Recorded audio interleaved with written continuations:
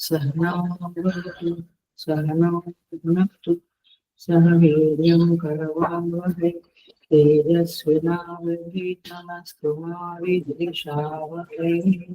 ॐ शान्ति शान्ति शान्ति। समस्त जन कल्याणे निरतं करुणामयं नमामि चिन्मयदेवं सद्गुरुं ब्रह्मविद्वम्।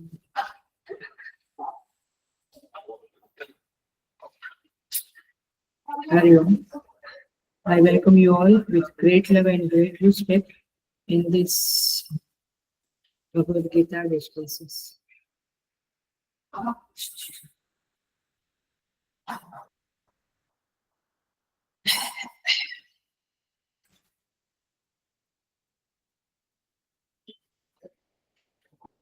So हम 13 चैप्टर पे है, श्लोका नंबर 22 पे आए हैं. So we will chant from 19 to 23.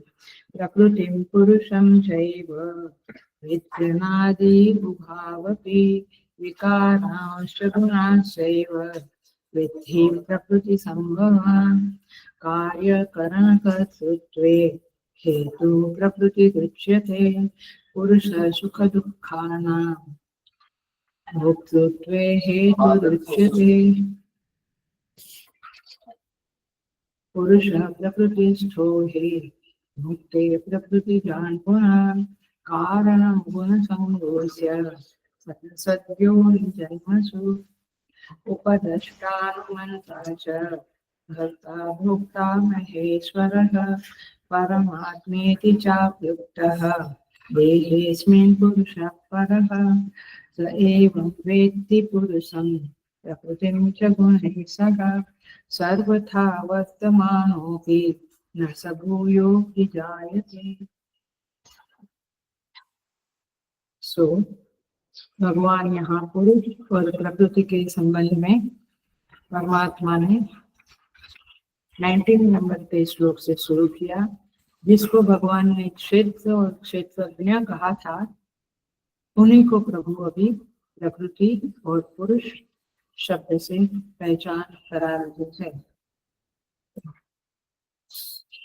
और फिर भगवान कहते हैं कार्य और कारण के संदर्भ में प्रकृति हेतु है और भोक्तृत्व के संबंध में पुरुष हेतु है. फिर भगवान कहते हैं वह पुरुष ही प्रकृतिस्थ होकर, प्रकृति में स्थित होकर प्रकृति से उत्पन्न गुणों का भोग कर रहा है और इस गुणों का संग ही अच्छी बुरी योनियों में जन्म का कारण बनता है. इसके बाद प्रभु यह जो आत्मा और परमात्मा, पुरुष शब्द को हमने दोनों तरह से समझा था, ये आत्मा और परमात्मा की एकता का प्रतिपादन करते हुए 22वें श्लोक में प्रवेश करते हैं और प्रभु कहते हैं उपद्रष्टा, 7 नाम भगवान देते हैं परमेश्वर का.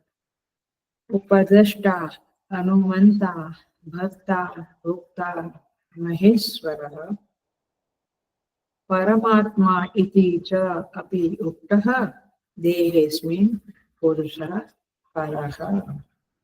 इस देह में स्थित, देहेऽस्मिन् माने इस देह में स्थित यह आत्मा, यहाँ पे यह पुरुष माने आत्मा, वास्तव में पर एव, पुरुषः परः शब्द है, पर एव माने परमात्मा ही है.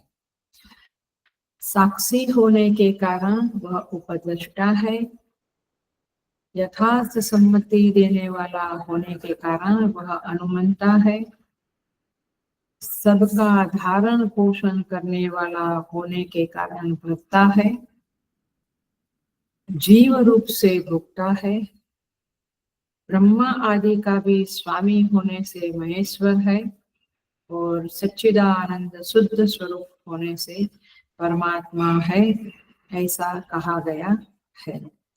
तो आइए इस 22 नंबर के श्लोक को हम देखते हैं।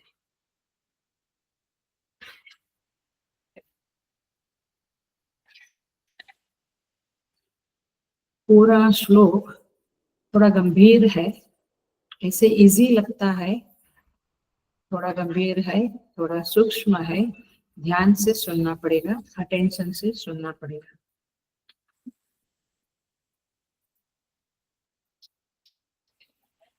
वैसे एकदम लाइट मोड में बता दूं, एक थोड़ा सा लाइट मोड में, फिर हम गंभीरता में जाएंगे।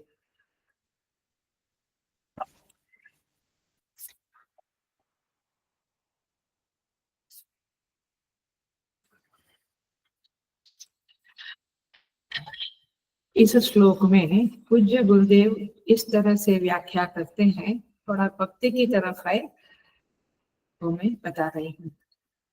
गुरुदेव कभी कभी व्यावहारिक धरातल पर जाकर, कॉमन पब्लिक है, मास है पूरा सामने, हजारों लोग हैं, तो कभी इस तरह से भी कहते हैं, तो और साधक को कुछ उपासना की प्रेरणा मिलती है। वे कहते हैं यदि सातों सात संज्ञा को हम डील कर रहे हैं, यदि कोई व्यक्ति परमात्मा का भजन नहीं करता है तो भी परमात्मा उसके हृदय में उपद्रष्टा बनकर रहते ही है, चाहे करे चाहे भजन ना। तो दृष्टा के रूप में जीव के द्वारा किए जाने वाले व्यवहार को देखते रहते हैं, इज दृष्टा, सीयर। जब किसी समय में किसी सत्संगति के कारण वह व्यक्ति भजन करने लगता है तो उसी के हृदय में वह परमात्मा अनुमंता बनकर सलाह देना, एडवाइस देना शुरू करते हैं। पकड़ रहे हैं आप भक्ति के संदर्भ में? परिस्थिति विशेष में उसे कुछ प्रेरणा भी देते हैं, और ये सबका अनुभव है। फिर जब उपासना थोड़ी और गहरी बनती है तो केवल अनुमंता नहीं, अब वे भक्ता के रूप में अपने स्वरूप को प्रकट करते हैं। हमारे अंदर की ही बात चल रही है।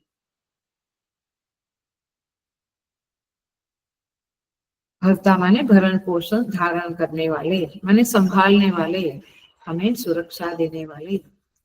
फिर और जब भजन बढ़ जाता है तो प्रभु का रूप बदल जाता है।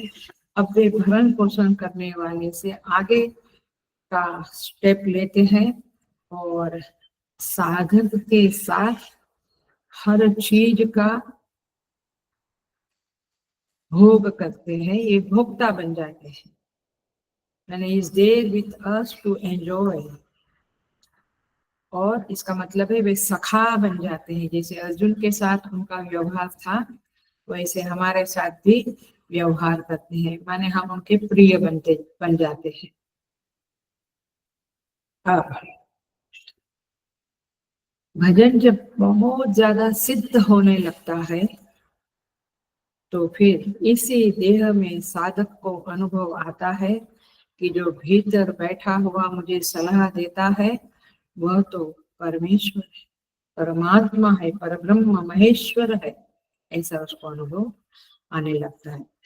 और फिर उपद्रष्टा से आरंभ करके महेश्वर, फिर परमात्मा, इस रूप में उस परमात्मा निगमित होता है, निगमन से निगमित।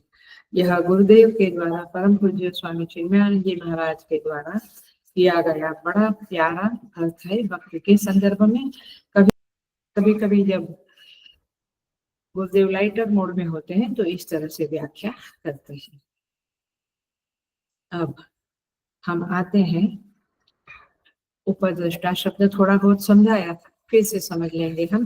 वैसे तो हमने समझा है कि जो क्षेत्रज्ञ है, क्षेत्र और क्षेत्रज्ञ है, उसमें जब क्षेत्रज्ञ को जीव रूप में लेते हैं तो अविद्या के कारण तो उसका एक अर्थ है, अन्यथा वह परमात्मा के रूप में हमारे अंदर विराजमान है। माने वह साक्षी के रूप में जब होता है तब उनका नाम पड़ता है उपद्रष्टा। माने वह अहम ही है, आईनेस ही है, लेकिन अब वह जीव के बदले हमें साक्षी के रूप में महसूस होता है। आप थोड़ा सा बारीकाई से माने डीपर मेडिटेशन करते हैं उनको समझेगा कि वह साक्षी अलग है और जीव अलग है नहीं, दोनों एक ही है। लेकिन जनरली मैं जीव के रूप में अपना अनुभूति करता हूँ, लेकिन डीपर मेडिटेशन करते हैं तब उसी परमात्मा को अब हम जीव नहीं समझते हैं, अब हम साक्षी के रूप में उनका अनुभव करते हैं।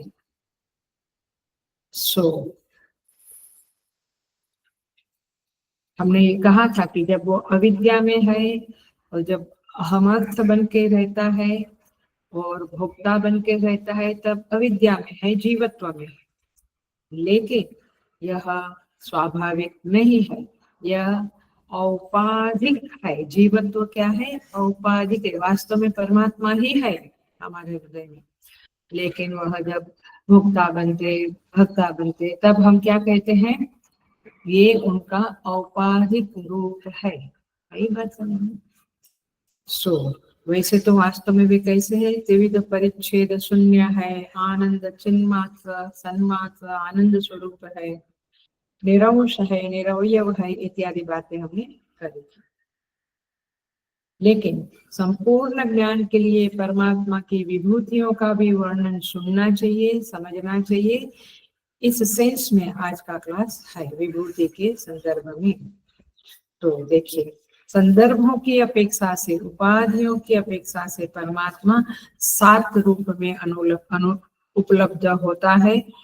ये यहाँ पे कहा है। वैसे अनेक रूपों में, सूर्य, चंद्र इत्यादि, वरुण, सब इंद्र, सब रूप में परमात्मा ही है, बट यहाँ पे 7 रूप उनके इस देह के अंदर के जो है वो बताए। अब वेशधारी प्रभु की चर्चा शुरू हो जाती है, उपद्रष्टा, अनुमंता एक्सेट्रा।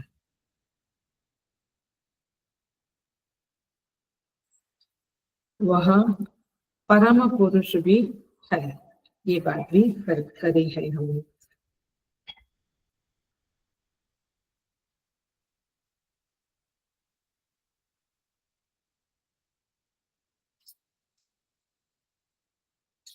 हमने ये भी कह दिया है कि इसी देह में वह रहते हैं और अत्यंत समीप सन्निकट होने के कारण उनका नाम पड़ता है उपद्रष्टा।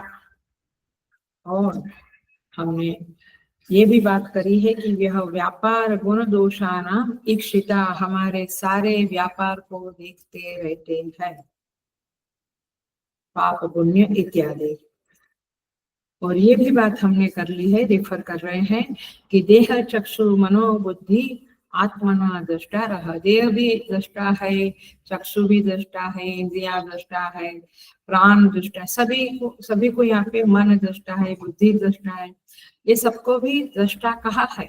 लेकिन परमात्मा को क्या कहा? उपद्रष्टा। इन देह वगैरह से भी बहुत समीप है और देह इत्यादि दृष्टा गौण दृष्टि से है। ये उपद्रष्टा मुख्य दृष्टि से परमात्मा उपद्रष्टा है। ये बातें हमने करी थी। अब हम और एक बात करते हैं उपद्रष्टा के संदर्भ में। इसका एक अर्थ और भी बताया था, यज्ञ विद्या कुशल, याद आता है? यज्ञ विद्या कुशल, जैसे यज्ञ में वो पुरोहित है, यजमान है, उनको जो देखता है वो यज्ञ पुरुष, माने वो यज्ञ का यज्ञ विद्या कुशल कहलाता है। उसी तरह से ये देह मन बुद्धि के व्यापार को देखने वाला परमात्मा उपद्रष्टा कहलाता है। याद आया ये बात? ठीक है। सो अब थोड़ा सा उसके ऊपर हम सोचते हैं। जैसे वह यज्ञ में एक पंडित जी बैठते हैं जो केवल देखते हैं, केवल कभी गलती हुई तो उसको मार्क करते हैं और गाइड करते हैं। इसी तरह से आत्मा, हेलो अटेंशन प्लीज, आत्मा बिना किसी कारण की सहायता लिए समूचे कार्य करण संघात के व्यापार को एक साथ देखता है। मैं सामने देखा तो खिड़की दिखी, इधर देखा तो कृष्ण जी गणपति जी वगैरह का विग्रह दिखा, इधर दिखा तो स्टॉल दिखा, दरवाजा दिखा, राइट। मुझे एक साथ सब चीजें नहीं दिख सकती है, आया। और दुनिया की तो बात ही दूर, एक हॉल में ही नहीं दिख सकती है। परमात्मा को सब कुछ देह में है तो देह का व्यापार, और वैसे ही उनको समष्टि पुरुष कहा तो सारे जगत का व्यापार, बिना किसी करण के साधन के एक साथ देख सकते हैं। Are you getting the point? इस बात को आपके चित्त में दृढ़ कर लीजिए, तब जाके उस परमात्मा का थोड़ा बहुत परिचय आपको होगा। सो बिना किसी करण के वे देखते, करण माने साधन। आप देखो, अब जरा सा गंभीर ही है, समझना पड़ेगा। करण जो है माने साधन, साधन माने क्या है? लैपटॉप, चेयर हो, आंख, कान हो। हाँ, करण माने अभी करण शब्द इधर ही आता है, बाहर भौतिक साधन बोलेंगे, इधर करण। तो करण में ज्ञान विशेष होता है, राइट? क्या समझा? ज्ञान विशेष माने क्या समझा? तो आंख है वो केवल रूप को ही देखती है, तो उसमें विशेष ज्ञान ही रहता है, वो सुनने का काम नहीं कर सकती है। इसको कहेंगे ज्ञान विशेष रहता है। और करण की उपरामता में ज्ञान सामान्य रहता है। ये दो शब्द मैं समझाऊंगी, और फिर परमात्मा का ये बिना करण के सब कुछ देखना सुनना, ये हम समझेंगे। तो ज्ञान सामान्य का अभिप्राय क्या है कि उसमें विज्ञान तो है, माने आंख कान सब इंद्रियों में, बुद्धि में, मन में विज्ञान तो है, लेकिन उसमें विशेष का अभाव हो गया, क्योंकि आंख बंद कर दी, व्यापार शून्य हो गए सारे कारण।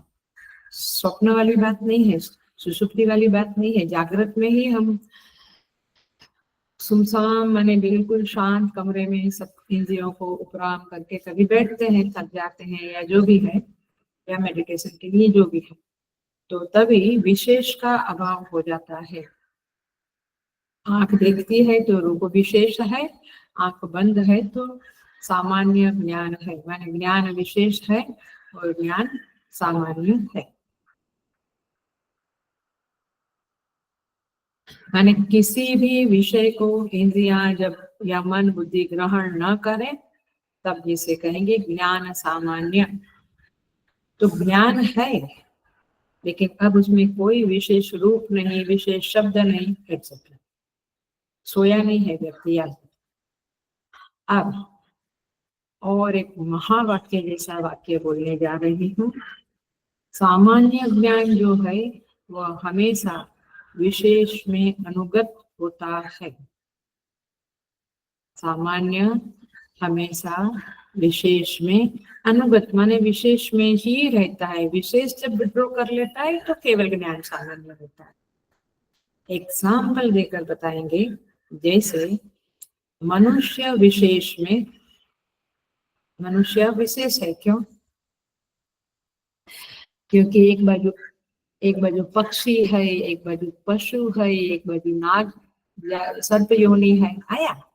तो मनुष्य उस कंपैरिजन में मनुष्य विशेष हो गया ना, आया। जैसे 5 इंद्रियों में एक आंख विशेष, तो मनुष्य विशेष में मनुष्यत्व ये क्या है?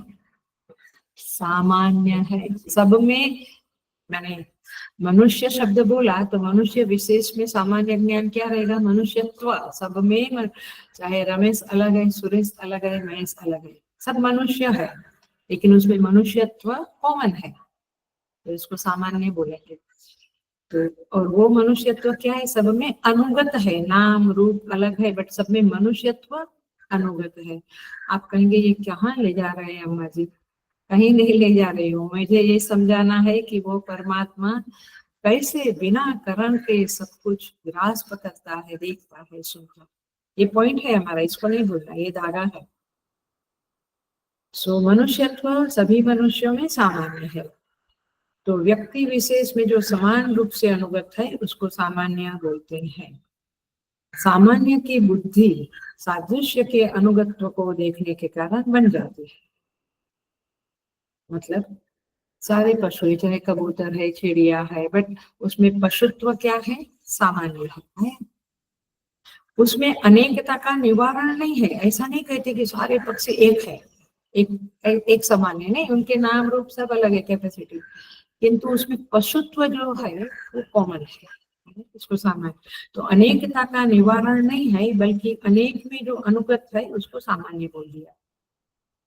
अब आइए, अब हमारे धागे को हम पकड़ने की कोशिश कर रहे हैं।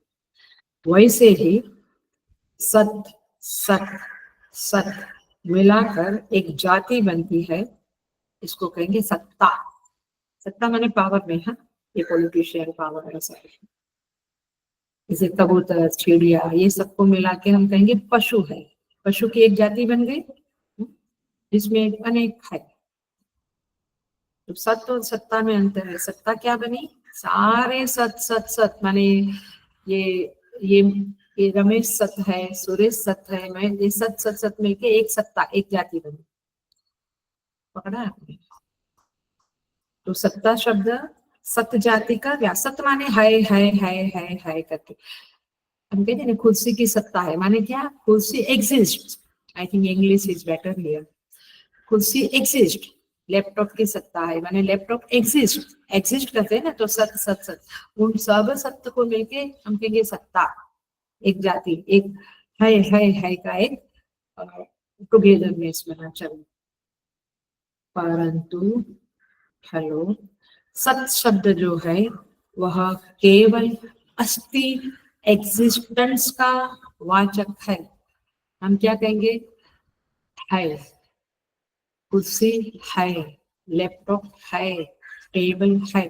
तो जो है केवल है उसको कहेंगे अस्ति। अस्ति माने है संस्कृत में। तो सत क्या बना? सत हाप, तो हलंत है। सत क्या बना? अस्ति। अस्ति का वाचक क्या बना? सत। वाचक माने उसका नाम। सब कुछ जो अस्ति अस्ति है उसको क्या कहेंगे? सत। उसमें जाति है? नहीं है, वो एक है, सत। मैं, सुरेश, रमेश सब मनुष्य बन के एक सत्ता बनी, एक जाति बनी मनुष्य की। कबूतर, चिड़िया, कौवा बन के एक जाति बनी पशु की। तो यहाँ केवल सत कहा तो महेश सत है, सब जिंदा है। महेश सत है, सुरेश सत है। आया? तो पॉइंट इसकी सत, तो सत में जाति नहीं है। अभी समझ में आया? इसलिए तो अष्टि कहेंगे। तो जाति नहीं है और न वह व्यक्ति है। अब केवल सत माने है में क्या है? मनुष्य है, पशु है। है में कुछ नहीं है, न जाति है, न व्यक्ति है, केवल है, एग्जिस्टेंस, अस्तित्व। तो उसे कहेंगे, उसमें न सामान्य है न विशेष है, कुछ नहीं है। उसे कहा जाता है सन्मात्र, सत, केवल एग्जिस्टेंस। इसको चित शब्द से समझाऊं तो शायद और बेटर समझेगा। जैसे चित माने ज्ञान। चित्त में भी न व्यक्ति है, न जाति है, न विशेष है, न सामान्य। ज्ञान विशेष है तो क्या कहेंगे? ज्ञान विशेष। ज्ञान सामान्य है तो सामान्य। बट मैं इसको इंग्लिश में समझाऊंगी, वो बेटर वे में शायद समझेगा। हम कहेंगे knowledge of chair, knowledge of Suresh. Suresh कौन है उसका ज्ञान मुझे है, मुझे पता है। नॉलेज ऑफ चिड़िया, knowledge of, O F, of double F नहीं, of, O F, knowledge of. लेकिन जब आप कहेंगे तो इसको क्या कहेंगे? चित। चित माने ज्ञान। लेकिन आप कहेंगे नॉलेज इटसेल्फ। नॉलेज खाली जैसे है, ऐसे ज्ञान, जो ज्ञान मात्र है, उसके साथ जुड़ा नहीं है कि घड़ी का ज्ञान, लैपटॉप का ज्ञान, केवल का ज्ञान जुड़ा नहीं है, केवल ज्ञान, उसे क्या कहेंगे? चिन्मात्र, सन्मात्र, चिन्मात्र। तो ये होगा जब जब सत किसी की अपेक्षा नहीं रखता है, माने मनुष्य है, पशु है, तो है को मनुष्य की अपेक्षा हुई। अपेक्षा माने जब जब हम कहेंगे कि मनुष्य, तो समझेगा नहीं, बट मनुष्य है, तो जो क्या है उसको मनुष्य की अपेक्षा संदर्भ हो। लेकिन केवल सत, सन्मात्र, ज्ञान, केवल ज्ञान, उसे क्या कहेंगे? चिन्मात्र। अगली बात, गंभीर है, समझा तो अच्छी बात है, नहीं तो ठीक है, भगवान कृपा करेंगे तब समझेगा। सो वह जो ज्ञान मात्र है उसी का नाम उपद्रष्टा है। माने वो किसी का साड़ू भाई है, किसी का बहन है, भाई, ऐसा किसी का संबंध नहीं है। वो केवल है, केवल ज्ञान स्वरूप है, उसका नाम है साक्षी अथवा उपद्रष्टा। इसी को हम पिछले क्लास में ये थोड़ा सा टच किया था, बट मुझे संतोष नहीं हुआ था, इसलिए इस बार ठीक से समझा रहे। इसको कहते हैं दुर्दृश्य विवेक में स्वयं विभाति अथ अन्यानि भासयेत साधनम बिना, किसी साधन के बगैर वह स्वयं भी अपने आप को जाहिर करता है, मैं हूँ, अहमस्मी, ऐसा करके कहा मेरे हृदय में ही। यो वेद निहितम गुहायाम परमे व्योमन, कितनी बड़ी पंक्ति है तैतरीय ब्रह्मानंद वल्ली की। आप देखो हर जगह पे ये पंक्ति का संदर्भ आता है। वो अंदर है, हृदयाकाश, चिदाकाश रूपी आकाश में वह स्थिर है। निहितम गुहायाम परमे, हृदय गुहा में, परम आकाश में वह स्थित है। इसको कहेंगे स्वयं विभाति अथ अन्यानि भासयेत साधनम बिना, और दूसरे को भी, स्वयं को भी जाहिर करता है और दूसरे को भी वो जान लेता है। इसको क्या कहेंगे? अन्यानि विभाय, अन्यानि भासयेत साधनम बिना। मुझे तो आंख चाहिए तब मैं देख सकती, कान चाहिए तब मैं सुन सकती, इसको कुछ नहीं चाहिए। वो क्या है? सन्मात्र, आनंद मात्र, माने रसगुल्ला का आनंद मिला, फार्म हाउस में गया, फार्म हाउस का आनंद लिया, बारिश का आनंद नहीं, आनंद मात्र, इज फुल ऑफ ब्लिस। जिसको अगेन अगेन बोलते हो, जिसको अभंगों में संतों के, तुकाराम महाराज वगैरह के अभंगों में लिखा है, जरा घनो घनी भरला हा विठल, घना घन माने घन रूप से, nothing is empty without Vitthal, कुछ विठल के बिना कुछ है नहीं। इसको घनो घनी माने ऐसा बोलते हैं। समझ में आ रही है? तो अन्यानी भाषे, वो सब कुछ जानता है, साधनम बिना। क्यों साधनम बिना? उसको जरूरत नहीं है, वह सन्मात्र है, चिन्मात्र है। और इसीलिए जैसे हम साधन का उपयोग करके ज्ञान प्राप्त करते हैं, उसे कोई साधन की जरूरत नहीं है, परंतु उस ज्ञान को जहाँ हम साधन, आंख, मन, बुद्धि का व्यवहार करके ज्ञान प्राप्त करते हैं। हेलो, अटेंशन प्लीज, ये बिल्कुल बहुत महत्व की बात है, बहुत महत्व की बात है। 2 मिनट स्थिर होकर सुनो। जो साधन का व्यवहार करके ज्ञान जो उत्पन्न होता है, उस ज्ञान को आभास भाष्य, भाष्य नहीं भाष्य कहेंगे, माने आभास के द्वारा जाना जाने वाला। और बिना साधन का प्रयोग किए जो ज्ञान होता है उसे साक्षी भाष्य कहेंगे। बिना साधन के साक्षी भाष्य कहेंगे। और उसी को दुर्दृश्य विवेक में कहा है, दृश्याधिवृत्तयः साक्षी लघेवतु, साक्षी तो केवल दृष्टा है, बाकी सब कुछ दृश्य है। उसी को उपद्रष्टा शब्द से भगवान श्री कृष्ण ने इस 22वें नंबर के श्लोक में बताया है। Very clear?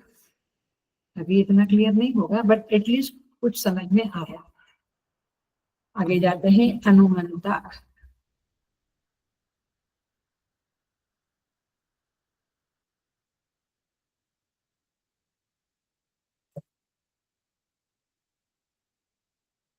भाष्यकार कहते हैं भाष्य बहुत सुंदर है, बहुत अतिशय सुंदर है। आपको ना समझे तो भी 3 बार पढ़ना।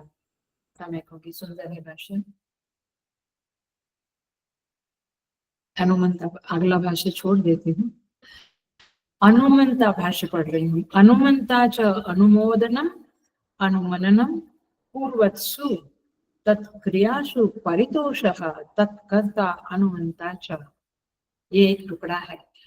बिना आचार्य के तो हम लोग नहीं समझेंगे। आचार्य तो जनरली आचार्य लोग तो इसके ऊपर आनंद गिरी टीका भी पढ़ते हैं ताकि उस भाष्य को और खोला है। और उस टीका के ऊपर विद्यानंद गिरी महाराज कैलाश आश्रम ऋषिकेश के उन्होंने टिप्पणी लिखी है। भाष्य विद्यानंद गिरी टीका, उसके ऊपर टिप्पणी, ये सब हम जब पढ़ते हैं उसको मनन करते हैं तब जाके क्लैरिटी आती है, अन्यथा वो इतनी क्लैरिटी नहीं है। एनीवे, सो भाष्यकार कहते हैं कि जब हम क्रिया करते हैं अंतःकरण इंद्रियां, जब क्रिया करते हैं तब अंदर वाला, अंदर जो कोई है, हम कहते हैं बड़ा संतोष हुआ। अंदर जो कोई है उसको संतोष होता है और वो क्या कहता है, हम्म हम्म। गड़बड़ है तो तुरंत, अच्छा चलो आपको एकदम लौकिक एग्जांपल दे देने से आपको जम जाएगा। माँ होती है, मैंने मुझे मेरा अनुभव है कि मम्मी खाना बनाती थी, हम लोग स्कूल से आके शाम को या ट्यूशन तो नहीं था, स्कूल थी उस समय में, आके फिर हम मम्मी चपाती कुछ करते शांति से, तो हम अपने स्कूल की सारी बातें करते थे। टीचर ने ऐसा कहा क्लास में, ये हो, तो मम्मी मम्मी को संतोष होता है, माँ को संतोष होता है कि हाँ बच्चा सारी बातें कह रहे। सी लाइक्स इट, आप सबका भी अनुभव होगा। तो वह जब कहती है क्योंकि उसको परितोष है, परितोष माने तो उसको क्या कहेंगे, अनुमंता, अनुमोदन करती है कि अच्छा ऐसा हुआ, अच्छा ऐसा होता है, इसको क्या कहेंगे, अनुमंता। ये तो माँ का एग्जाम्पल लौकिक दिया, अंदर क्या है, परमात्मा। हम जो कार्य करते हैं, जो बोलते हैं, जो सुनते हैं, जो देखते हैं, उसको आपने देखा है, मैंने मोस्ट ऑफ द पीपल का एग्जाम एक्सपीरियंस होगा, जब हम टीवी में कुछ आड़े ओड़े देखने लगते हैं, चैट करने लगते हैं अथवा फालतू का व्हाट्सएप पढ़ने लगते हैं, तो अंदर वाला थोड़ा नाराज होता है, तो हम तुरंत उसको बदल देते हैं क्योंकि मेरे अंदर वाले को पसंद नहीं है। अनुमति नहीं देता है, वो अनुमति देता है जो काम की चीज, आप कुछ सुना कुछ पढ़ा। इवन आप फोन पे थोड़ा देर कुछ काम की बात करके जरा इधर उधर हुए, वो अंदर वाला नहीं, अनुमोदन नहीं देता है। आप देखिएगा जो गहरा साधक है उसको ये अनुभव होते होंगे। तो भाष्यकार कहते हैं लोक में भी अनुमंता उसको कहा जाता है जो किसी और की क्रिया का परितोष, क्रिया से परितोष का अनुभव करता है। तो देहेस्मिन् पुरुषः परः, 22 नंबर का श्लोक है जहाँ पे लिखा है देहेस्मिन्, इस देह में ही रहता हुआ वह उपद्रष्टा है, अनुमंता है। अब अनुमंता पे हम आए हैं। सो माने पकड़ी बात यदि आपने, तो क्रिया करने वाला कोई है और अनुमोदन करने वाला कोई और है। क्रिया मैं करता हूँ, अनुमोदन परमात्मा देता रहता है, और ये सारी जिंदगी का कंटिन्यूअस अनुभव है, कभी हम सोचा ही नहीं इसके आया। सो वो जो परितोष की वृत्ति हृदय में उत्पन्न हुई, वो परमात्मा का अनुमोदन का सिंबोलिज्म है। सो इस तरह से वह अनुमंता है। अब एक बात पक्की हो गई, कर्ता एक है, अनुमंता एक है। करने वाला मैं हूँ, अंदर से अनुमोदन माने क्या बोलेंगे उसको, एक्सेप्ट करने वाला माने अग्री करने वाला। जैसे हम आश्रम में भी जब प्रोजेक्ट, अभी गीता चैंटिंग कंपटीशन का है या यात्रा का, 2 प्रोजेक्ट चल रहा है साथ में, तो जब यात्रा के इंचार्ज मार्केटिंग कोऑर्डिनेटर बाद में है बाकी के लोग, बट वो जब कुछ लिखती है तो मैं उसको थम्स अप करती हूँ, उसको क्या बोलेंगे, अनुमोदन दिया, तो मैं अनुमोदन करती हूँ। जहां मुझे नहीं जमा उधर कुछ कमेंट करती हूँ या कहती हूँ प्लीज कॉल मी। आई बात समझ में? ऐसा भगवान भी प्लीज कॉल मी कहता है, अंदर से अनुमोदन देता है, उनको अनुमोदन नहीं हुआ तो कॉल मी देता है, मतलब क्या, थोड़ा और मेडिटेशन जप कर लो तभी तुम्हें उसकी क्लैरिटी मैं दूंगा। आप समझ रहे हैं कितनी गहरी गहरी बात है गीता में बताई। सो अभी आई थिंक अनुमोदन शब्द थम्स अप करते हैं ना, वो कभी कभी हम कुछ ऐसे ही थम्स अप करते हैं, फटाफट निपटाना है, बट ये प्रोजेक्ट जो हमारे आश्रम में है, ऐसे जो इम्पोर्टेंट चीजें हैं वहां पे हम सोच के थम्स अप करते हैं, नहीं तो क्वेश्चन मार्क करती हूँ मैं उधर मैंने व्हाट डू यू मीन, फिर वो और समझाते हैं मुझे वो इसमें दे के। आई बात, ये बिल्कुल वैसा ही परमात्मा का है। सो साधक को, ध्यान करने वाले गंभीर साधक को ये भीतर से ज्ञान होता है कि मेरी साधना और मेरे व्यवहार पर परमेश्वर का हस्ताक्षर लग चुका है। समझे, हस्ताक्षर लगना माने अप्रूव कर देना। ये होता रहता है, अखंड होता रहता है, कभी हम अवेयरनेस से नहीं देखते इन चीजों को। मैंने इसको और हिंदी शब्द बोलूं तो सहमति, उनकी सहमति, बच्चे को कहीं जाना है, पापा की सहमति मिल गई, मम्मी बाय बाय, पापा ने हाँ कह दिया, मम्मी चुप रह जाती है।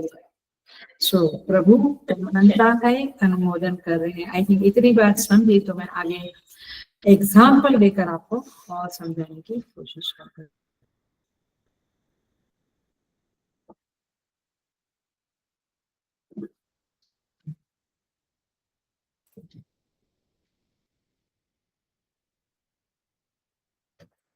भरत जी का एग्जाम्पल है श्री रामचरितमानस में। जब ननिहाल से वापस आए, राम जी निकल चुके थे वनवास के लिए, पिताजी का देहांत हो चुका था, वो सब होके मैंने सब देहांत के बाद की क्रियाएं करके के बाद वशिष्ठ मुनि इत्यादि विश्वामित्र सब आए थे, सब ने और माताएं सब ने कहा कि अभी आपको राजगद्दी पे सिंहासन पे बैठना है, राइट, ये बात याद आती है। अब भरत जी ने इस बात को भीतर से अनुमोदन चाहा कि ये मैं करूं या ना करूं, तो उनको अनुमोदन नहीं मिला। तब तो वे पादुका लेने गए थे, अभी उनको एक्सेप्ट नहीं हुई ये बातें। क्यों? क्योंकि क्या कहते हैं, सुंदर पंक्ति है, चौपाई है, यद्यपि यह समुझत हूँ नीके तदपि हो परितोषण जी के। मेरा जी माने मेरा, मेरे अंदर से परितोष नहीं है, मैं आपकी बात को समझ सकता हूँ कि कोई है नहीं तो मुझे बैठना चाहिए, अयोध्या का राज्य चलाना चाहिए, लेकिन न तदपि न हो परितोष जी के। माने गुरुदेव माता जी, मैं आप सबसे क्षमा मांगता हूँ, आपकी बात में कोई गलत है ऐसा मैं नहीं कहता हूँ, लेकिन मेरे भीतर वाला जो है वो उसका अनुमोदन करता हुआ नहीं दिख रहा, इसीलिए मैं गद्दी पे तो नहीं बैठूंगा। मतलब कि अंदर वाले को परितोष नहीं हो रहा है इस मेरा गद्दी पे बैठने से। सो कार्यकरण संघात की चेष्टाओं की अपेक्षा, फिर से बोलती हूँ, शायद मिस किया आपने, तो कार्यकरण संघात माने शरीर मन बुद्धि की चेष्टाओं की अपेक्षा से परमात्मा का यह एक रूप बनता है, अनुमंता। पहले क्या रूप बना था? उपद्रष्टा। अभी क्या रूप बना? माने है वो एक ही, जैसे तुम एक ही हो, ऑफिस में ऑफिसर, आश्रम में सेविका, घर में गृह हाउसवाइफ, आया ऐसे अनुमंता। सो अनुमोदन करने वाला ये है हमारा परमात्मा। ये एक अर्थ हुआ। दूसरा अर्थ हम देखते हैं, दूसरा एक अर्थ है, अब ये और गहरा अर्थ है, सब आपके अंदर के भगवान हम कहेंगे, ये सुन रहे होंगे तो बोलेंगे अच्छा मजेदार, मेरी सब खोल खोल रहे हैं। हाँ जी भगवान जी। सो दूसरा अर्थ है कार्यकरण की चेष्टाओं में स्वयं प्रवृत्त नहीं होता है, राइट, वो स्वयं इन्वॉल्व नहीं होता है, लेकिन फिर भी हमें ऐसा लगता है कि वे हमारे साथ प्रवृत्त हुए हैं। क्यों? भाष्यकार लिखते हैं, मैं सेकंड पढ़ती हूँ खाली एक आनंद के लिए। अथवा अनुमंता कार्यकरण प्रवृत्तिषु स्वयं अप्रवृत्त अपि, स्वयं अप्रवृत्त अपि प्रवृत्त इव तद अनुकूलो विभाव्यते तेन अनुमंता। माने तद अनुकूल विभाव्यते, माने ऐसा लगता है कि मैं जो चेष्टा कर रहा हूँ प्रभु उसके अनुकूल भास रहा है, मुझे भास रहा है कि भगवान मेरी इस बात से अनुकूल है। अभी वो सम्मति देते हैं, अनुमोदन करते हैं, उनको परितोष होता है, ये बात नहीं है। अब सेकंड पॉइंट क्या है? मुझे उनके चेहरे पे अनुकूलता का आभास होता है कि वे अनुकूल है। कोई प्रोजेक्ट करते हैं हम, कहीं धर्म संकट आता है, हम कहते हैं नहीं, किसी भी हालत में, किसी भी सिचुएशन में हम अधर्म नहीं करेंगे, आया?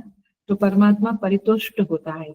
लेकिन हम सोच रहे ये करूं कि वो करूं, इसमें थोड़ा गलत दिखता है, तो जब हम डिसीजन लेते हैं कि नहीं मैं ये गलत वाला नहीं करूंगा, मैं सही राइट धार्मिक वे में ही करूंगा, तो हमें वो तभी क्या हुआ, वे परमात्मा ने हमें ये प्रेरणा दी और हम उनके अनुकूल कार्य करने लगे, तो वे हमें अनुकूल विभाव्यते।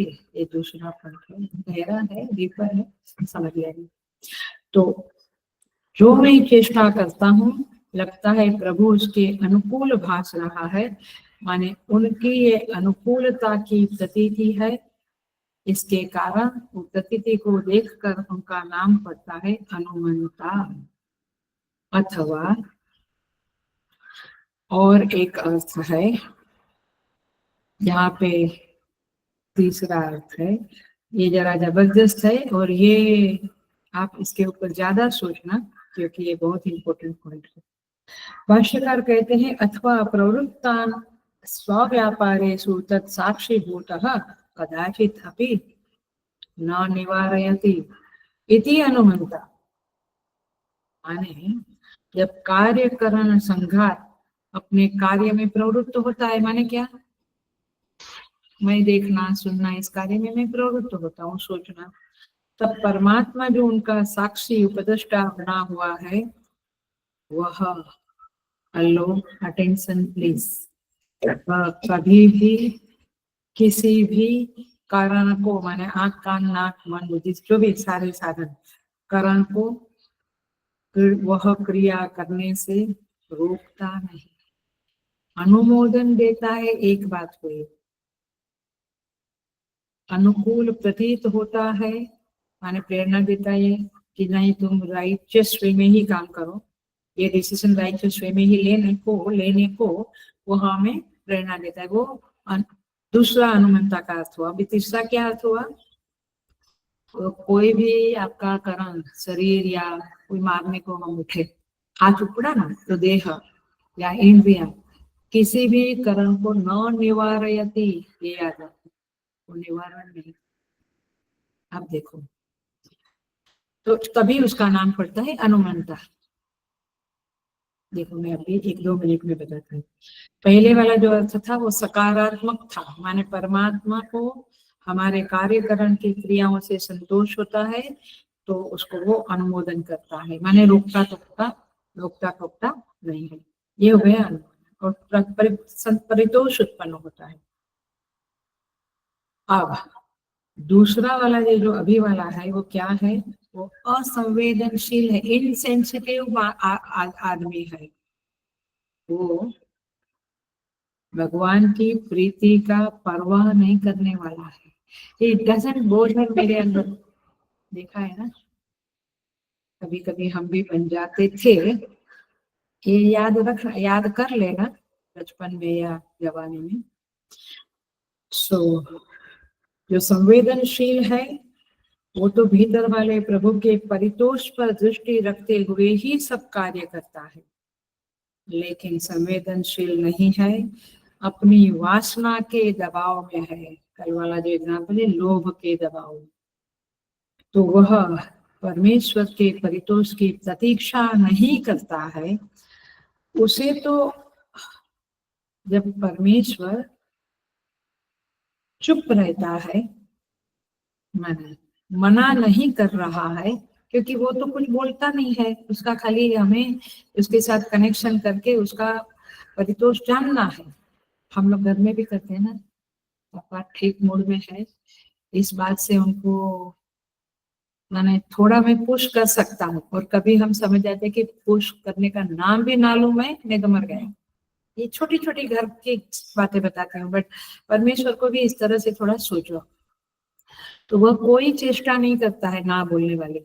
तो फिर इसको लगता है कि अंदर वाले को कोई आपत्ति नहीं है, मतलब कोई पछतावा मैं करना नहीं चाहता हूँ, नहीं तो गलत काम करने के बाद अंदर वाला जरा क्रुद्ध होता है, ऐसा हमें समझता है, तो हम गिल्ट फील करते हैं, पश्चाताप करते हैं। बट यहाँ पे जो असंवेदनशील है वो नहीं करता है। तो अनुमोदन के दो धरातल समझ में आ गए। अब मैं कंक्लूड करती हूँ। जो उत्तम श्रेणी का पुत्र है या शिष्य है, वो क्या देखता है, जिसके प्रति मेरी श्रद्धा है वो मेरे इस कार्य से संतुष्ट है कि नहीं। ये हमेशा, एटलीस्ट आप लोग भी तो अपने कोई होंगे श्रद्धा जहाँ रखते हैं वहां पे, लेकिन हम लोगों को तो बहुत अनुभव है कि आश्रम में रहते हुए 3 साल 2.5 साल कि गुरु, हमारे जो गुरु होते हैं, हमारे जो आचार्य है, वो हमसे नाराज है क्या? वो नाराज नहीं होने चाहिए, ऐसा ही मैं व्यवहार करूं। जब कहा गया है कि ये ऐसा लेट मत आया करो किचन में, तो मुझे फिर जो कॉन्सिक्वेंसेस से हम भोगते हैं। बट अच्छा शिष्य, अच्छा पुत्र क्या करता है, माता पिता मेरे संतुष्ट है मेरे काम से। अब वो कहते रहते हैं पेरेंट्स की भाई 11 बजे तक आ जाओ रात को, पहले हमारे जमाने में 7 बजे तक आ जाओ, अभी 11 बजे तक आ जाओ, नहीं वो 1-2 बजे ही आएगा। क्या हुआ, परितोष नहीं देता है वो व्यक्ति, इनसेंसिटिव है कि माता पिता मेरे लिए इतना कॉलेज का फीस, खाना पीना रहना, they are not bothered for parents satisfaction. इसको क्या कहेंगे, असंवेदनशील। ऐसे गुरु का शिष्य, गुरुकुल में से तो फिर जाना ही पड़ता है जब आप ज्यादा ही इनसेंसिटिव बन जाते हो तो। बट पॉइंट इज दिस की संवेदनशीलता वाला शिष्य या पुत्र गुरु या माता पिता की परितोष की परवाह करता है। ये बोधस फॉर दैट। सो परितोषः तत्कर्ता अनुमंता। एक है पहला धरातल जहाँ वो कर्ता जो है वो अनुमंता के परितोष को देखता है। वो दूसरा धरातल है न निवारयति इति अनुमंता, माने एक अनुमंता खुश होकर हमारे व्यवहार को देखते हुए परितोष को एक्सप्रेस करता है। और वही अनुमंता जब हमारे कर्म अच्छे नहीं है, हम इनसेंसिटिव है, तो हमें न निवारयति, वो हमारी गलत चीजों का निवारण करने को उत्सुक नहीं होता है, क्योंकि वो बहुत स्वाभिमानी है। माता पिता तो नहीं तो भी स्वाभिमानी काम है, क्योंकि कितना बच्चा ना सुने तो भी एडवाइस देते रहते न निवारयति। सो इस तरह से समझना है, वो चुप रहता है। तो इस तरह से अनुमंता शब्द का अर्थ हो गया। अभी हम आते हैं भर्ता शब्द के ऊपर। तीसरा है भर्ता। देखो इसका क्या अर्थ है।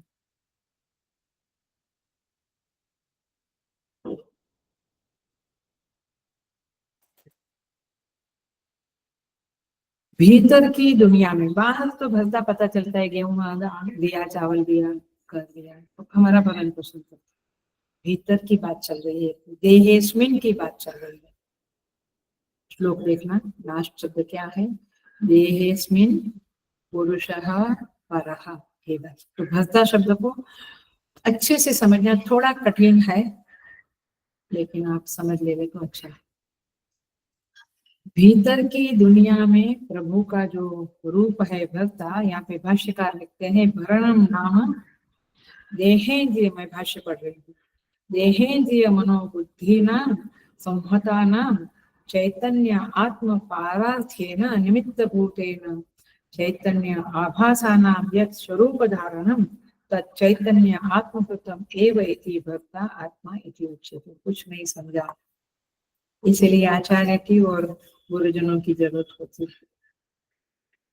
इसका ही मैं बिल्कुल भाष्य से जरा भी इधर उधर नहीं होती हूँ, बहुत बार भाष्य नहीं पढ़ती हूँ, बट मैं भाष्य का ही बात आपको हमेशा करती रहती हूँ। I am very much staunch devotee of Shankaracharya ji, Adi Shankaracharya जी, और उन्हीं के विचारों को आप में संक्रमण करने का एक मीडिया रूप से कार्य कर रही है।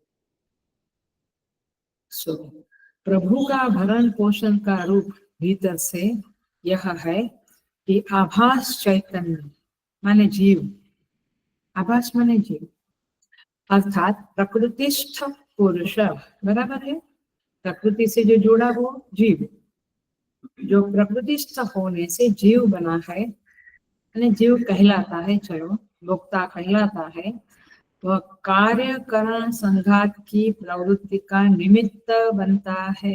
कैसे? कुछ समझ में यदि आप थोड़े डीपर है तो आपको तुरंत समझ में आ गया है कि वो निमित्त कैसे बनता है।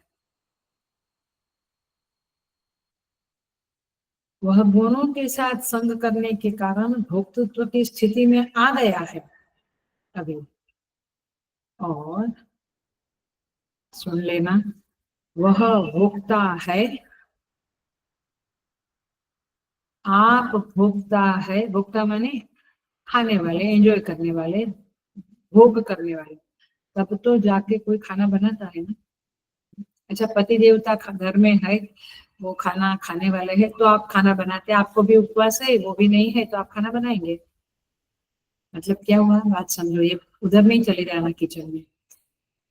वो भोक्ता रूप से वो परमात्मा है, तब जाकर ये कार्य करण संघात, ये देह इंद्रिया मन प्रवृत्ति करते हैं। तो अब उल्टा उल्टा बोलो, कार्य करण संघात की प्रवृत्ति का हेतु वह भोक्ता है, प्रयोजन वह भोक्ता है, समझा? इन दैट सेंस वह भरण पोषण करता है, क्योंकि यदि वो भोक्ता नहीं होता तो ये प्रवृत्ति नहीं करते, तो फिर कार्यकरण के होने का और कुछ करने का मतलब क्या रहा? तो वो उनका भरता है इन दैट सेंस। समझ में आया? भरण पोषण दाल चावल आके थाली में रखता है और खाता है, वो वाला भोग की बात नहीं है, ये अंदर की बात है। तो प्रयोजन नहीं होगा तो कार्यकरण संघात प्रवृत्ति किसके लिए करेगा? तो कार्यकरण संघात की प्रवृत्ति की सार्थकता, साउथ इंडियन लोगों को ये लंबा वाक्य है, कठिन जाएगा, बट कार्यकरण संघात की प्रवृत्ति की सार्थकता तब है जब भगवान भोक्ता बनकर बैठे हैं, नहीं तो वे क्यों करें? वही तो है जो मैं रूप लेके आया, जो मैं शब्द सुन के आया, ये सब जो अंदर इंद्रिया देती है मन बुद्धि को, उसका जो भोक्ता है वह परमात्मा है।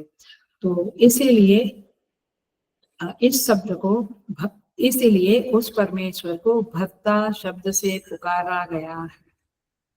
भाष्यकार लिखते हैं देहेंद्रिय मनोबुद्धि नाम संहता नाम, ये कार्यकरण संघात अर्थात देह इंद्रिय मन बुद्धि सब निरंतर प्रवृत्ति करते हैं, वे स्वास्थ्य के लिए नहीं करते हैं। बहुत बार एक सिद्धांत बता चुकी हूँ, एक एग्जाम्पल के साथ। कार है, गाड़ी, उसमें करण है ना, अलग अलग स्टीयरिंग है, पेट्रोल डालते हैं, एक्सेट्रा, बहुत सारे जो भी ऐसा संघात है, पार्ट्स जुड़कर बना हुआ, दुनिया में कौन सी चीज ऐसी है जो बिना पार्ट्स जुड़े बनी है? सब चीजें। वो किसके लिए है? पेड़ उस गार्डन के मालिक के लिए है, फल देते हैं। गाड़ी, कार मालिक के लिए है। अन्न खाने वाले के लिए है, माने मालिक के। हर चीज परार्थ है। अब समझ में आया? परार्थ माने दूसरे के लिए है। आप भी दूसरे को सुख देते हो, भोग देते हो, दूसरा आपको भोग देता है। तो तात्पर्य ये हुआ कि संघात की प्रवृत्ति कभी स्वार्थ के लिए, अपने लिए नहीं होती। आप उसको लौकिक में नहीं लेना, जरा समझ लेना, वो परार्थ होता है। संघात से अपरार्थत्वाद, ये सिद्धांत ये बहुत बार मैं ये सूत्र बोल चुके हूँ। तो उस संघात की प्रवृत्ति के लिए किसी को निमित्त होना पड़ेगा ना, तो ये कौन निमित्त बनता है? परमात्मा। इन दैट सेंस उसका नाम पड़ता है भर्ता है। तो चैतन्य आत्मपारार्थेन निमित्त भूतेन, ये भाष्यकार का शब्द है, इसको ही खोल रही हूँ। चैतन्य आत्मा ही संघात की प्रवृत्तियों का अर्थ है, प्रवृत्तियों के लिए निमित्त बनता है। इसीलिए उस आत्मदेव कार्यकारण संघात की प्रवृत्तियों का अर्थ है, मीनिंग है, प्रयोजन है। लेकिन क्वेश्चन आता है, वो क्यों भोग का सारी इंद्रियां उसके लिए भोग लाती है? वो क्यों? आत्मदेव तो स्वयं तृप्त है, फिर स्वरूपतः तो तृप्त है, फिर क्यों उनके लिए सब कार्यक्रम संघात व्यवहार करता है? उनको तो कुछ चाहिए नहीं। संघात की प्रवृत्तियों से तो आत्मदेव को कुछ लेना देना नहीं है। तब कार्यकरण संघात प्रवृत्ति उसके लिए करते हैं, ऐसा क्यों कहते हैं? ये भाष्यकार का यहाँ पे प्रश्न है। तो आंसर देते हैं, ये ठीक ही है कि स्वरूप चेतन में कोई प्रयोजन नहीं है, लेकिन आभास चेतन में, माने जीव, प्रयोजन है। वो जीव भूखा है, वो अविद्या के कारण कामनाओं से भरा हुआ है, उसको तो चाहिए। तो ये बात आप इस तरह से समझना है कि निमित्त भूतेन चैतन्य आभासानाम यत् स्वरूप धारणम, परमात्मा ने आभासों का रूप धारण किया है। परमात्मा ने चैतन्य रूप, चैतन्य के आभास रूप देह, इंद्रिय, मन, ये सब चैतन्य से ही बना हुआ है, उसका रूप धारण किया है। क्षेत्रज्ञ बन के वो बैठा है और हर देव में बैठ गया है। क्षेत्रज्ञ माने जीव भी, और जब विद्या ज्ञान प्राप्त होता तब उसी को हम परमात्मा कहते हैं। जीव ईशयो, ईश जीवयो, वेशधि वेदा, रमन महर्षि का बार बार बोलती हूँ। तो सारी प्रवृत्ति का केंद्र या आभास चेतन जीव है। ये जीव ही भिखारी है, मांगता रहता है। और यह रूप परमात्मा ने धारण किया हुआ है, माने एक धारण किया हुआ सा है, काल्पनिक है। यही उसका भरण है, यही उसका कर्तृत्व है। भगवान ने 7वें अध्याय में कहा था, इफ यू रिमेम्बर, भूमि आपो नलो वायु खम मनो बुद्धिरेव च अहंकार इति यमे भिन्ना प्रकृति दृष्टता अपरेयम स्मितस्त्वन्या प्रकृति विद्धि मे परा जीवभूता महाबाहो यया ययेदम धार्यते जगत। क्या कहा है? अपरा इयम इतः तू अन्याम प्रकृति विद्धि में परा, माने मेरी प्रकृति, परा प्रकृति माने जीव, ये मेरी प्रकृति है। जैसे ही मेरी शक्ति, तो मैं और शक्ति भिन्न नहीं है, वैसे प्रकृति भी परमात्मा के ऊपर ही आरोपित है। तो जीव कहा था ना, वो तो यहाँ पे ये जीव लेना है। सो इस तरह से स्वरूप धारणम तच्चैतन्य आत्मकृत इति एव भर्ता, यह परमात्मा का ही किया हुआ है कि वे सर्ग रूपी कार्य में स्वयं प्रवेश कर गए हैं। तैत्तरीय उपनिषद में, तैत्तरीय सब में भगवान ने तत्सृष्ट्वा तदेवानु प्राविशत, याद है, ये बड़ा प्यारा कपड़ा है। उन्होंने सृष्टि की सर्जना की, फिर वो उसमें प्रविष्ट हो गए। ऐसे देह की सर्जना की कौन करता है? अंदर माँ के गर्भ में। कान नाक तुम बनाते हो, खाली गर्भधारण करते हो, बनाता कौन है? वो, माने उसकी प्रकृति सब कुछ करती है। बट कब? जब वो भर्ता रूप से अपने स्वरूप को प्रकट करते हैं, तब ये सब होता है। भोक्ता, अब देखो और एक शब्द ले लेते हैं, भोक्ता। आत्मदेव ही भोक्ता है। कैसे? आभास चैतन्य का रूप धारण करते वे दुनिया के भर्ता है, फिर भोक्ता कैसे बन गए? हाँ जी, वो भोक्ता भी, वो उधर ऑफिसर भी है और घर में पति को सरेंडर करके वह विनम्र पत्नी के रूप में भी है, उधर बॉस है, इधर विनम्र, एनी रूप वन कैन टेक। सो यहाँ भोक्ता बन गई, माने भोक्ता का एक और रूप ले लिया, वास्तव में उसमें कोई भोक्तृत्व है नहीं, परंतु फिर भी उसको भोक्ता कहा जाता है। कैसे? क्लासिक एग्जाम्पल है, इसलिए मैं कहा था उस लास्ट क्लास में भी कि बड़ा शकल क्लास है, लेकिन क्लासिक एक्सप्लेनेशन अंडरस्टैंडिंग आप प्राप्त होगी। सुनिएगा, भोक्ता शब्द के बारे में हम समझ गए। अग्नि का स्वरूप क्या है? उष्णता। लेकिन लकड़ी को अग्नि का भोग कहा जाता है, माने अग्नि लकड़ी का भोग करती है, तो हम उस सेंस में, हेलो, अग्नि को, हेलो, बात की शब्द को कभी ना भूले आप, और एग्जाम्पल के रूप, एग्जाम्पल में घुस न जाए। भोक्ता कहते हैं। Right, perfect. भोक्ता कहा, भोक्ता शब्द को उठाया है, अग्नि का और लकड़ी का एग्जाम्पल दिया है। लकड़ी को अग्नि, अग्नि लकड़ी का भोग कर रही है, तो अग्नि को क्या कहेंगे? तो उष्ण कहेंगे। ऐसा क्यों? वो तो वो एग्जाम्पल में रमण नहीं करना है, एग्जाम्पल के साथ साथ, दृष्टांत के साथ साथ दाष्टांत में ही आपको पकड़ के रखना है। दाष्टांत के सूत्र को पकड़ के नहीं रखा तो I don't think anybody get any clarity. तो आपको कुछ क्लैरिटी मिलने वाली नहीं है। सूत्र को पकड़ना है, आपको साथ साथ में समझना है कि ये जो अम्मा जी एग्जाम्पल दे रही है, अग्नि लकड़ी का भोग करता है, तो पूरा वाक्य बोलते हो तो उसको क्या कहा जाता है? वो उष्ण कहा जाता है, वो तो है ही। पकड़ना अच्छा है। आप जल्दी से आंसर नहीं दे सकते हैं तो कम से कम समझता है कि हमारी बुद्धि को और कसना है, और आराधना उपासना करना है, तब बुद्धि शुद्ध बनेगी, शार्प बनेगी। ओके, महाभारत में कथा आती है, याद है क्या? खांडव प्रस्थ, खांडव वन जो था, इंद्रप्रस्थ, सॉरी, खांडव वन में वन को अर्जुन ने जला दिया, और वहां लिखते हैं कि अग्नि देवता की भूख को मिटाया। तो अग्निदेव, इसका मतलब क्या? अग्निदेव को तृप्त किया। तृप्त तो आदमी भोग करके ही होता है ना, तो अग्निदेव ने किसका भोग किया? पूरे वन का, पूरी लकड़ियों का भोग किया, और भी तृप्त बन गया। तो वहां पे अग्नि में क्या है? भुक्तत्व का संकेत है। लेकिन वेदांत के संदर्भ में जो बात चल रही है, तो अग्नि तो अपने उष्ण स्वरूप में ही रहती है, स्वभाव में रहती है, लेकिन लकड़ी उसकी सन्निधि के में आने के कारण जल जाती है।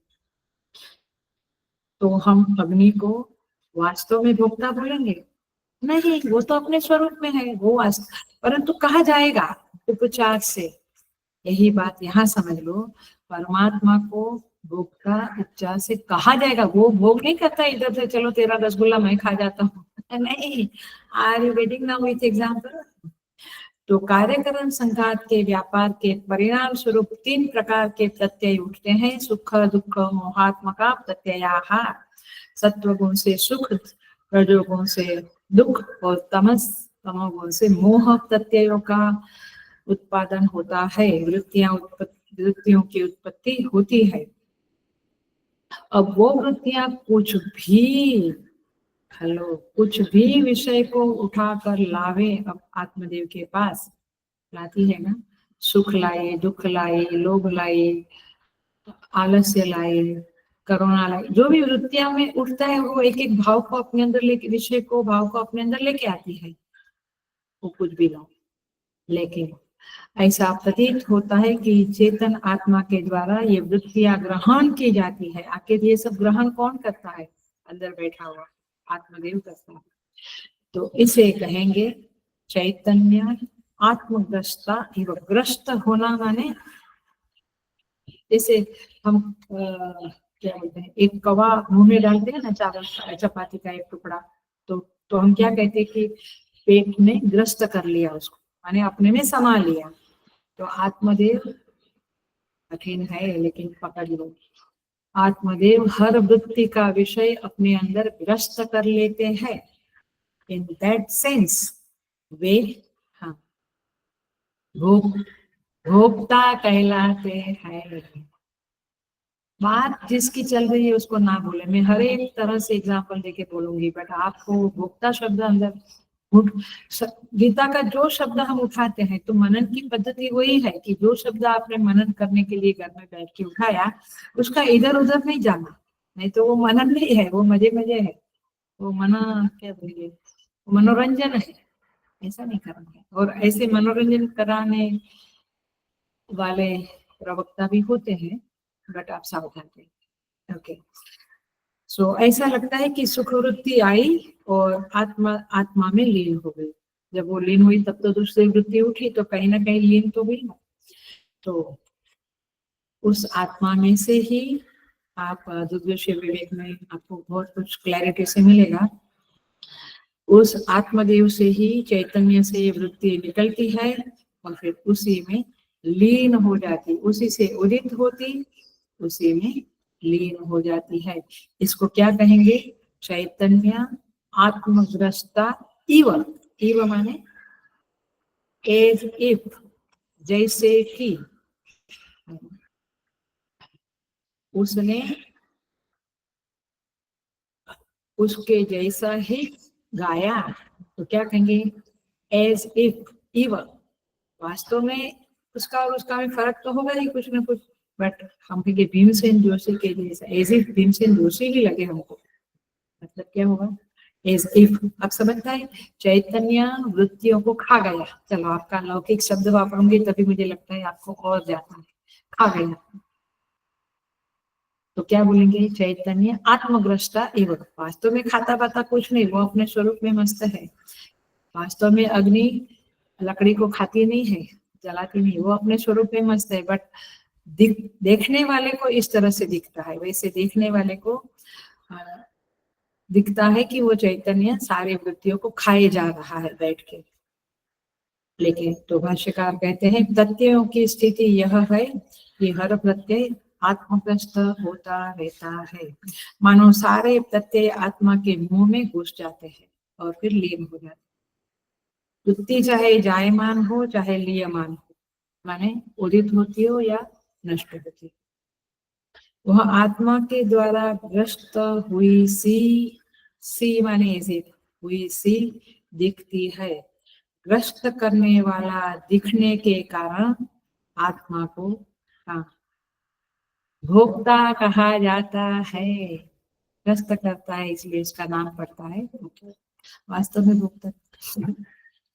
तो जीव का रूप धारण करने, क्योंकि वो अविद्या में आकर जीव का रूप धारण किया, तब हुआ, भोक्ता बना। भोक्तृत्व पुरुष सुख दुखा नाम भोक्तृत्व हेतु रुच्यते, पीछे गया श्लोक। तो जीव का रूप धारण करने के कारण वह देह, इंद्रिय आदि करण वाला करण समुदाय का भर्ता भी बन जाता है, क्योंकि वही सब कुछ वो बन जाता है। और प्रत्ययों को ग्रस्त करने वाला होने के कारण भोक्ता बन जाता है। देह इंद्रिय आदि करण समुदाय का भर्ता, भर्ता माने वही रूप लेके वही प्रस्तुत हो रहा है। और प्रत्यय माने वृत्तियों का ग्रास कर लेने, ग्रास इसलिए कवा को ग्रास बोलते हैं संस्कृत में, गुजराती में भी ग्रास बोलते हैं। तो ग्रास, तो सबका ग्रास ले लेने के कारण वह भोक्ता अर्थात प्रत्ययों को ग्रस्त करने वाला होने के कारण भोक्ता बन रहा है। ऐसे जब भोक्ता सा लग रहा है, सा ऐसे भोक्ता सा लग रहा है, तब भी वह अपने आत्म स्वरूप में मस्त है। जब भी वह भर्ता लग रहा है, भर्ता सा लग रहा है, तब भी वह अपने स्वरूप में मस्त है। अग्नि लकड़ी को जला रही है, तब भी वह अग्नि अपने स्वरूप में है, नहीं जला रही है तब भी अपने स्वरूप में मस्त है। सो भाष्यकार ये भर्ता और भोक्ता शब्द की अद्भुत व्याख्या यहाँ पे दी है। देखो भोक्ता का भी भाष्य पढ़ लेते हैं। भोक्ता अग्नि उष्णवत, एक ही टुकड़ा दिया लेकिन आचार्यों ने कितना अच्छी तरह से समझाया। और वो भी कुशल आचार्य ही इतना अच्छी तरह से भाष्य को खोल सकता है। हमारे आचार्यों ने खोला है, स्वामी सुबोधानंद जी का ही मैं भूल गई हूँ, बार बार कहती हूँ, जो खोला है उन्होंने, उसी के आधार पे हम बोल रहे हैं। तो अग्नि उष्णवद नित्य चैतन्य स्वरूपेण बुद्धेः सुख दुःख मोहात्मकाः प्रत्ययाः सर्व विषय विषयाः चैतन्य आत्मग्रस्ता इव जायमाना विभक्ता विभाव्यन्ते इति भोक्ता आत्मा उच्यते। तो इस तरह से वह भोक्ता है। आगे का शब्द 2 रह गए हैं या सेकंड लाइन ही रही, उपदृष्टानुमंता च भोक्ता भोक्ता महेश्वर, पहली लाइन का महेश्वर रह गया है और सेकंड लाइन का परमात्मा रह गया है। इसको अगले क्लास में देखेंगे। बट महेश्वर शब्द का भाष्य सुपर्ब है, एक टुकड़ा है, केवल एक लाइन है। महेश्वरः सर्वात्मत्वात् स्वतंत्रत्वात् च महान ईश्वरः च इति महेश्वर। बस इतना ही महेश्वर शब्द की व्याख्या है। माने यहाँ पे महान ईश्वर माने शासन करता नहीं है। क्लासिक सुपर बात बताऊंगी, अगले सोमवार को ही होगा। अभी ईश्वर शब्द की एक अलग सी है जो केनोपनिषद में अपना ईशावास्य में हम देखते हैं, केना में भी आएगा, चौथे खंड में ईश्वर शब्द का बड़ा विवरण आने वाला है। शुक्रवार को हमारा क्लास चलता है केनोपनिषद के ऊपर, उसमें। लेकिन उन सब से बिल्कुल अलग महेश्वर शब्द की व्याख्या भगवान भाष्यकार ने की है, जो वेरी वेरी एप्ट है, वेरी डीप है। एक तो है स्वात्मक सर्वात्मत्वात् और दूसरी है स्वतंत्रत्वात्। ये 2 शब्द हेतु है, त्वात् शब्द आया, पंचमी विभक्ति आई तो हेतु बना। तो ये हेतु देते हुए आचार्य ने अच्छी तरह से खोलेंगे और हम उसको अगले क्लास में देखेंगे। बट एक बात पक्की याद रखो कि ये सारे शब्द हमारे शरीर में, देहेस्मिन्, अंदर जो अंतर्यामी बैठा है उसके साथ घटते हैं। तो इस तरह से इसका मनन करना आवश्यक है। हरि ओम। पूर्णमदः पूर्णमिदं पूर्णात् पूर्णमुदच्यते पूर्णस्य पूर्णमादाय पूर्णमेवावशिष्यते। ओम शांति शांति शांति। हरि ओम। श्री गुरुभ्यो नमः। हरि